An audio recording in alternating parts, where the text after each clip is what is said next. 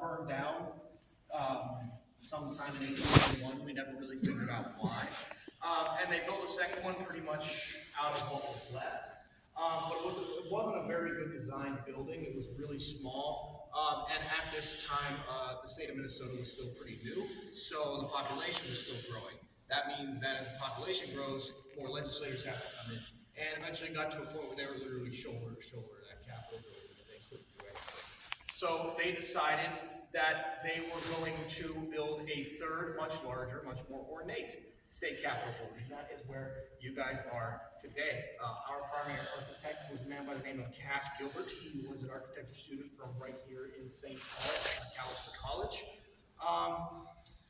And this was pretty much his big break in the architecture scene, this state capitol building. He had done a few houses over on Summit Avenue, a few train stations in Minnesota, but this was his first big break. And after designing our state capitol, he went on to design a few other places, such as the United States Supreme Court building in D.C., a few other state capitals like the ones in Arkansas and West Virginia, and probably what he's most well known for, the Woolworth building in New York City, which of course for a time was the tallest building in the United States of America.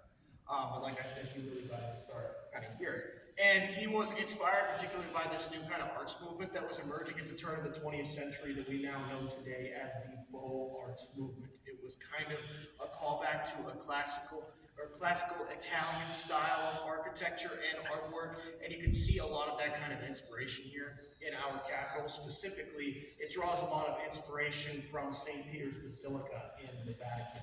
That is, of course, one thing to mention about St. Peter's is it has what's known as the largest freestanding or self-supporting dome in the entire world. But coming in second place is our very own state capitol. And then to kind of put that into a greater perspective, in third place is the Taj Mahal in India. So we got a bigger dome than one of the seven wonders of the world. It kind of affords us some bragging rights, but I digress.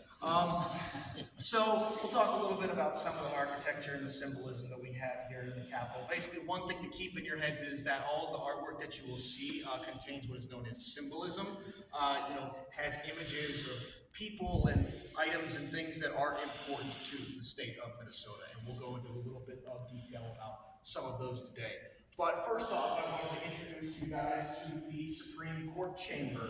If we're thinking in terms of the three branches of government, of course, those being the executive, the judicial, and the legislative branches of government, we are at the judicial branch of our state government. This is the highest court in the state of Minnesota.